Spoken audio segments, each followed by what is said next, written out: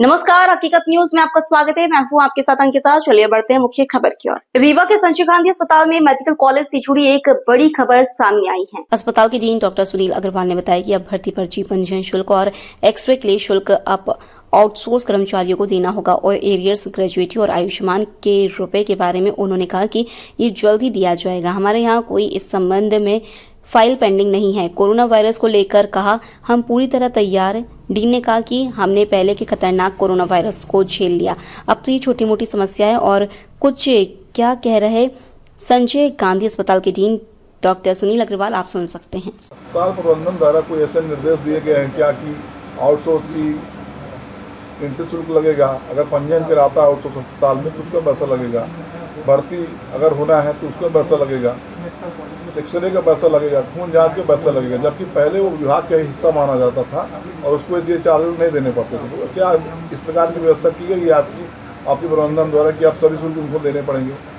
नहीं, देखिए क्या है कि जो सरकारी नियम है उसके अनुसार से सबको शुल्क देना पड़ेगा। अगर मेरे भी कोई दूर के रिश्तेदार है या कहीं अन्य आएंगे तो वो भी शुल्क देंगे।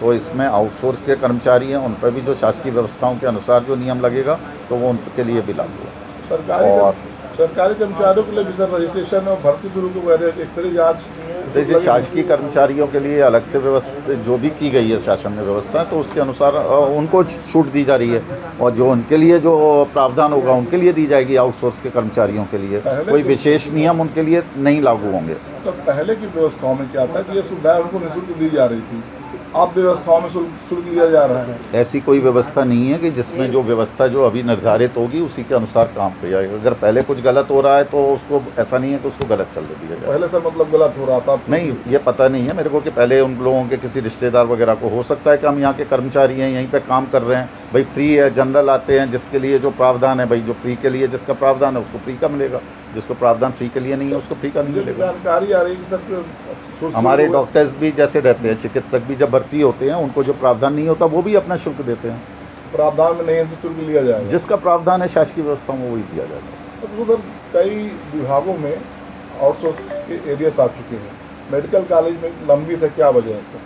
एरियस आ चुका है? नहीं, एरियस का सबको दिए जा रहे हैं बराबर से, जिसके भी है। जैसे जैसे उनके एरियस पेंडिंग हो जाते हैं, जिस समय पे आने चाहिए वो सबको एरियस हमारी तरफ से कोई पेंडिंग नहीं है। और अगर ऐसा कुछ होगा तो हम उसको करवा देंगे, रोक लगा होगा। सर आयुष्मान का पैसा कब तक दिया जाएगा? आयुष्मान का पैसा क्योंकि आपके पहले डीन नानोजन थे, उनके टाइम में आयुष्मान का पैसा क्रेडिट किया गया था आउटसोर्स पर।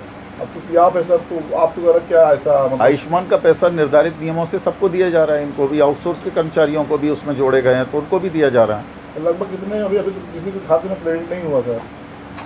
अभी क्या है कि पहले एक कंप्यूटराइज व्यवस्था नहीं थी, अब कंप्यूटर व्यवस्था आई है जिसमें ऑनलाइन पेमेंट सबके खाते में जाएगा और वो व्यवस्था यहाँ पे चालू हो गई है फरवरी 2024 से जो लागू हुई है।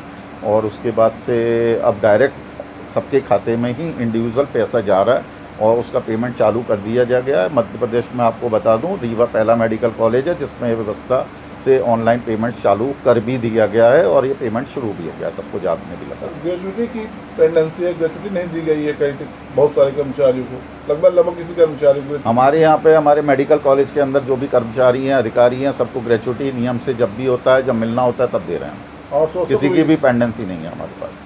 सर एक मुख्य सवाल, देश में कोरोना पाँव पसार चुका है, लगभग इंदौर और भोपाल में एंट्री हो चुकी है।